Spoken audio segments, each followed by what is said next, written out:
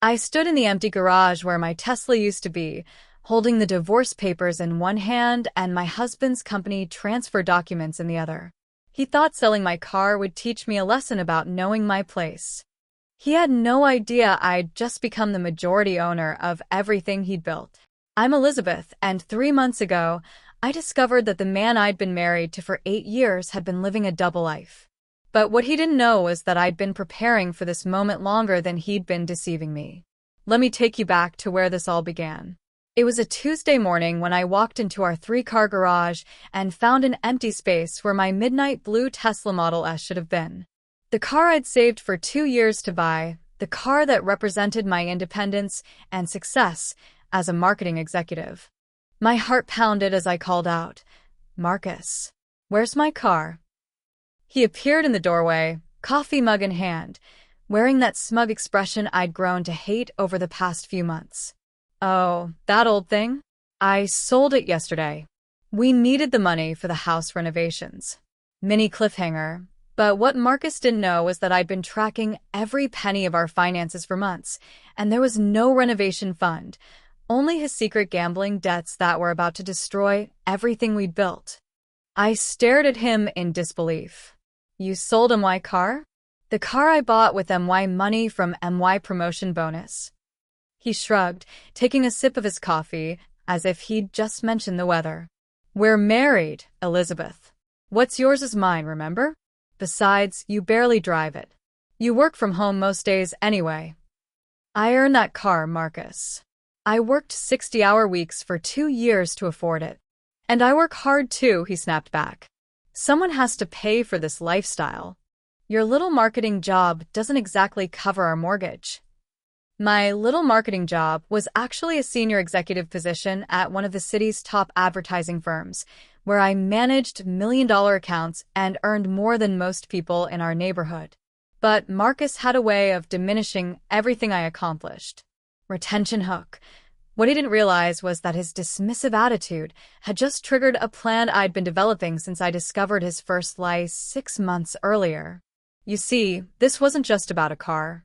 This was about respect, control, and the slow erosion of my identity that had been happening since Marcus's business started struggling. Marcus owned a luxury car dealership that his father had built from the ground up. For years, it had been profitable, prestigious, and the source of Marcus's inflated ego.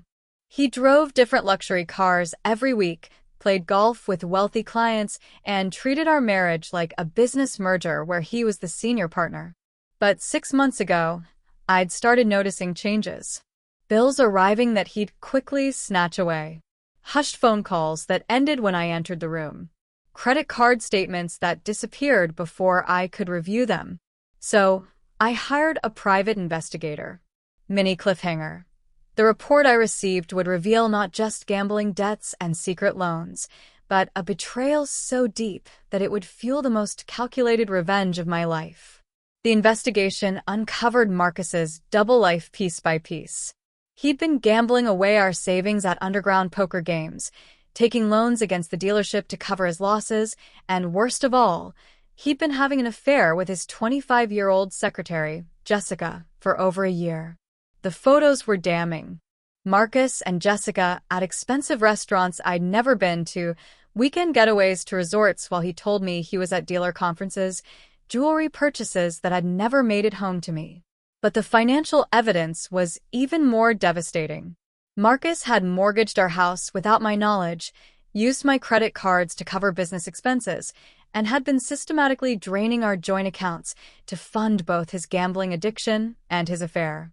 Emotional hook. As I sat in that empty garage, staring at the space where my Tesla used to be, I realized that Marcus hadn't just sold my car.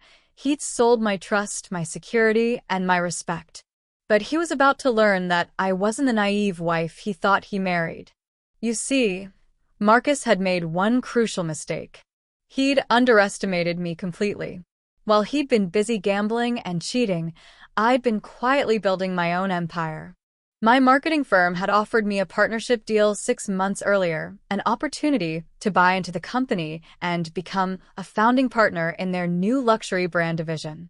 I'd been saving every penny, building credit, and preparing for the biggest investment of my life. But Marcus's betrayal had given me an even better idea. Major cliffhanger.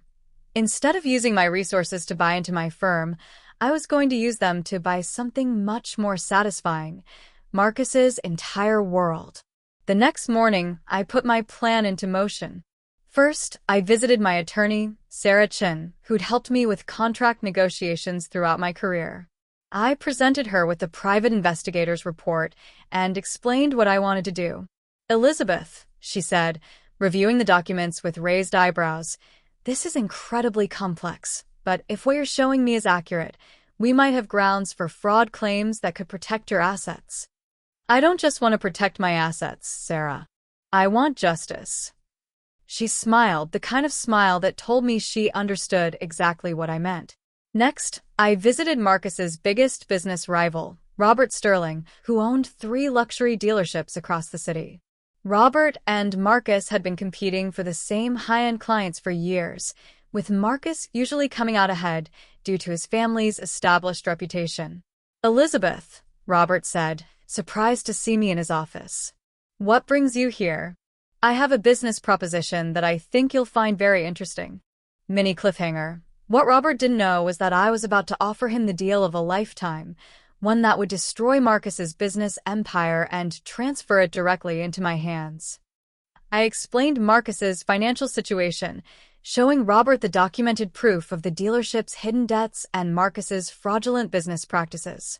"The business is hemorrhaging money," I explained. "He's been using company funds for personal expenses, including gambling debts. The dealership is going to be forced into bankruptcy within 6 months unless someone intervenes." Robert leaned back in his leather chair, intrigued. "What exactly are you proposing?"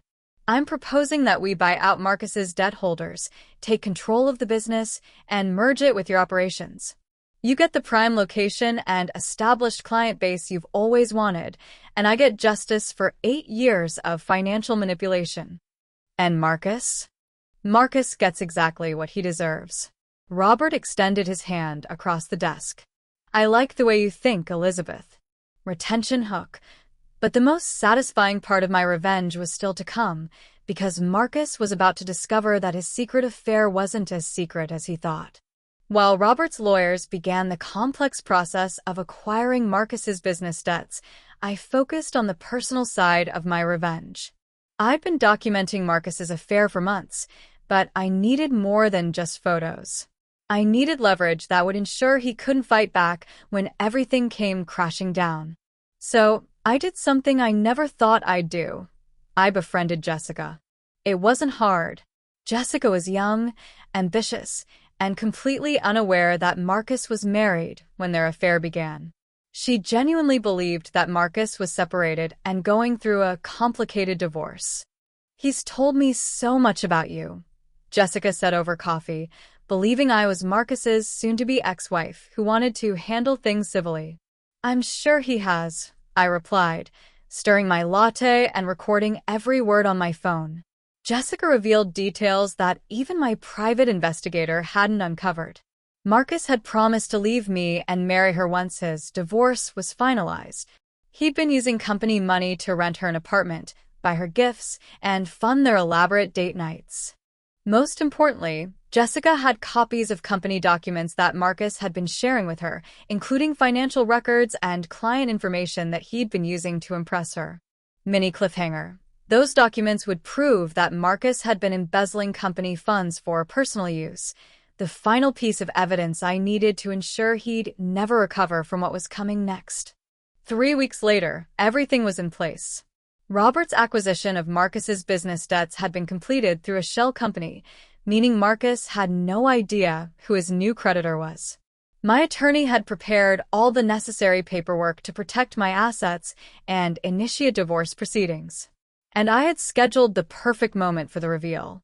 Marcus's annual client appreciation party was being held at the dealership on a Friday evening. All of his biggest clients, his employees, his father, and his business associates would be there, including Jessica, who he'd invited as his assistant, while telling me I should skip the event because I wouldn't enjoy the boring business talk. I had other plans. Climactic moment.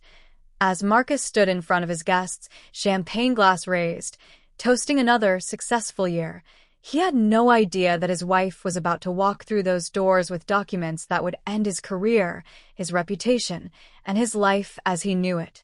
I arrived at the party 30 minutes after it started, wearing the stunning red dress I'd bought for our wedding anniversary. The anniversary Marcus had forgotten because he was too busy planning a weekend getaway with Jessica. Marcus's face went pale when he saw me walk through the dealership doors, but he quickly composed himself and walked over with his usual fake smile. "Elizabeth, honey, I thought you weren't feeling well tonight." "I'm feeling better than I have in months, actually," I replied, loud enough for nearby guests to hear. "That's great. Can I get you a drink?" "No need. I won't be staying long. I just came to deliver something." I reached into my purse and pulled out a manila envelope, handing it to Marcus in full view of his guests. "What's this?" he asked, his voice slightly shaky. "Open it." Shocking revelation. As Marcus opened that envelope in front of 50 of his most important clients and colleagues, his hands began to tremble. Inside were foreclosure notices, bankruptcy papers, and documentation of every fraudulent transaction he'd made over the past 2 years. "Elizabeth, what is this?" Marcus whispered, his face now completely white. "It's the truth, Marcus. About your gambling debts, about your embezzlement, about your affairs, and about the fact that, as of today, I'm the majority owner of your family's business." The room had gone completely silent. Guests were staring, some pulling out their phones to record what was clearly becoming a very public confrontation. Marcus's father, William, pushed through the crowd. "What's going on here? Your son has been stealing from the company to fund his gambling addiction and his affair with his secretary," I announced, my voice carrying across the showroom. "He mortgaged our house without my knowledge, used my credit cards to cover business expenses, and sold my car to pay his poker debts." "That's not true," Marcus shouted, but his voice cracked with panic. "Jessica," I called out, spotting her near the champagne table. "Would you like to explain to everyone how Marcus told you he was divorced? How he's been using company money to pay for your apartment and your shopping sprees?" Jessica looked like a deer in headlights, realizing for the first time that she'd been played just as much as I had. Final twist revelation.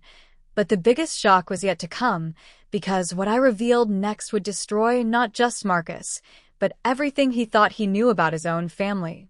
"There's something else everyone should know," I continued, pulling out a second set of documents. "William, did you know that Marcus has been forging your signature on company loans for the past year?" William's face went from confused to furious in seconds. "What?" "Marcus has been taking out loans against the dealership using forged documents with your signature. He's put the entire family business at risk of bankruptcy." The crowd was now openly staring, some guests backing toward the exits as they realized they were witnessing a complete family meltdown. But I wasn't finished. The good news is that the business won't be going bankrupt. It's been acquired by new ownership as of this afternoon. The bad news, Marcus, is that the new owner is me. The silence that followed was deafening. Marcus stared at me in disbelief. "That's impossible. You can't. You don't have that kind of money." "You're right. I don't. But Robert Sterling does, and he was very interested in partnering with someone who had inside knowledge of this company's operations and client base." Robert stepped forward from the crowd, having arrived just minutes earlier as planned. "Hello, Marcus," Robert said with a satisfied smile. "I believe we have some business to discuss." Emotional climax. As I watched Marcus's world crumble around him in front of everyone he'd tried to impress, I felt something I hadn't experienced in years, complete and total control over my own life. The aftermath was swift and devastating for Marcus. The bankruptcy proceedings revealed the full extent of his financial crimes. He'd stolen over $300,000 from the business, committed fraud with my credit cards, and had been running an elaborate Ponzi scheme with some of his wealthier clients' investment money. Jessica left town within a week, realizing that her sugar daddy was actually a criminal who'd used her as an unwitting accomplice in his schemes. William disowned Marcus completely, saying he'd never forgive the betrayal of the family legacy. But the most satisfying moment came 3 weeks later, when Marcus called me from his studio apartment, the only place he could afford after losing everything. "Elizabeth, please. We need to talk. I don't think we have anything to discuss, Marcus. I know I made mistakes, but this is too much. You've destroyed my entire life." "I didn't destroy your life, Marcus. I simply revealed what you'd already done to it." Final satisfaction. There was a long pause before he spoke again, and what he said next proved that some people never learn from their mistakes. "Look, I'll admit I screwed up with the gambling and Jessica. But selling your car, that wasn't personal. I was desperate." I couldn't help but laugh. "You still don't get it, do you? This was never about the car, Marcus. The car was just the final insult in 8 years of you treating me like I was worthless." "I never said you were worthless. You didn't have to say it. You showed it every single day. When you dismissed my career, when you made financial decisions without consulting me, when you cheated on me while telling everyone what a lucky man you were to have such a supportive wife." "So what now?" he asked, his voice defeated. "Now you start over, just like I did. The difference is I built something beautiful from nothing. You destroyed something beautiful and turned it into nothing." Unexpected final twist. But Marcus had one last card to play, and what he told me next would change everything I thought I knew about our marriage. "There's something I never told you, Elizabeth. Something about why I really married you." My blood ran cold. "What are you talking about?" "Your father came to see me before our wedding. He offered me $50,000 to marry you because he was worried you'd never find a husband. He said you were too independent, too career-focused, and that no man would want a wife who made more money than him." The words hit me like a physical blow. "You're lying." "I wish I was. He said you needed someone to humble you and teach you how to be a proper wife. The gambling, the controlling behavior, I thought that's what he wanted me to do." I hung up the phone, my hands shaking with rage. Ultimate resolution. But instead of breaking me, Marcus's final revelation gave me the closure I needed to understand that my revenge had been about more than just him. It had been about proving my worth to everyone who had ever underestimated me. 6 months later, I was standing in my new corner office as a founding partner of Chun and Associates Marketing, looking out over the city skyline through floor-to-ceiling windows. My partnership with Robert had been incredibly successful. The merged dealership was now the most profitable luxury car business in the state, and my share of the profits had funded my dream of owning my own marketing empire. Marcus was working as a used car salesman across town, living in a one-bedroom apartment and paying restitution to the clients he defrauded. My father had tried to contact me after news of my business success made the local papers, but I'd blocked his number. Some relationships aren't worth preserving, no matter how much DNA you share. Triumphant ending. As I sat in my new Tesla, the limited edition model I'd purchased with my first partnership bonus, I realized that Marcus had actually done me a favor by selling my old car. Because losing that car had forced me to recognize my own strength. Every successful woman knows that sometimes the people closest to you will try to diminish your light because it threatens their own mediocrity. They'll sell your car, dismiss your achievements, or tell you that you need to be humbled. But here's what I learned. When someone tries to take away something you've earned, don't just replace it, upgrade it. My Tesla Model S Plaid can go from 0 to 60 in under 2 seconds. My business grew from 0 to 7 figures in under 6 months. And my confidence went from shattered to unshakable in the time it took me to realize my own worth. Final power statement. Sometimes the best revenge isn't getting even, it's getting everything. Today, when young women ask me for career advice, I tell them this. Never let anyone convince you that your success is too much, your ambition is too big, or your independence is too threatening. And if someone ever tries to sell what you've earned to teach you a lesson about your place, show them exactly where their place is instead. Marcus thought he was selling my car. What he actually sold was his future, his reputation, and his chance at having a wife who could have built an empire with him instead of in spite of him. The moral of my story isn't about revenge. It's about recognizing your value and never settling for anyone who can't see it. Call to action. Have you ever had someone try to diminish your success or treat your achievements as less important than theirs? Share your story in the comments below. And if this story inspired you to recognize your own worth, hit that subscribe button, because every woman deserves to know she's capable of building her own empire. As I locked up my office that evening and headed to the parking garage where my new Tesla was waiting, I smiled thinking about Marcus's final phone call. He'd asked what was next for me. The answer was simple: everything I'd always been capable of achieving without anyone standing in my way. Some lessons cost $80,000. Others cost you everything you thought you wanted and give you everything you actually deserved. I knew which one I preferred. The final revelation that Elizabeth's father had paid Marcus to marry her and humble her adds a deeper layer to the revenge story, showing that her victory wasn't just against Marcus, but against everyone who had ever underestimated her potential.